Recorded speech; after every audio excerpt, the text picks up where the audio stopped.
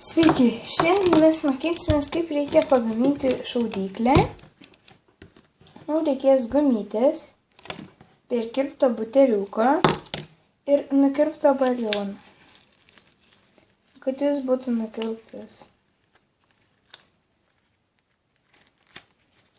Tas kilpta. Kad būtų nukirpta.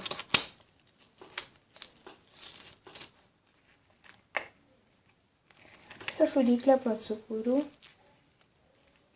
kad galėčiau įkelti video. Tai va, pirmas mūsų dalykas yra šitą balioną uždėti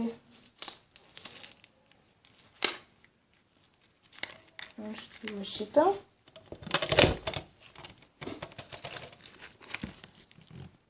Primenu, visada turi būti va šitą, aš čia kitą butelį paėmiau, va šitas turi būti nuimtas ir va šitas turi būti nuimtas. Tas papiriukas yra kažkoks uždas. Jis turi būti visada nuimti, kai gaminate šaudyklę. Va štai va taip va. Padarėte. Ir antras jūsų darbas yra šitą. Uždėti, ją persukti. Padaryti va tokį.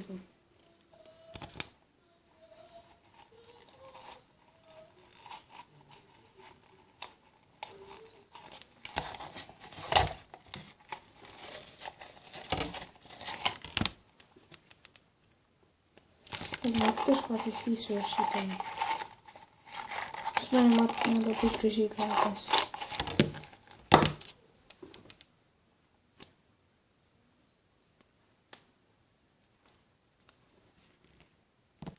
Va štai va taip gumytę uždėti. Ir galime jau eiti į lauką. Štai mes esam tokia su savo miela šaudykle ir tu atsinešė akmenukus. Akmenukus rinkite ne per didžiausius.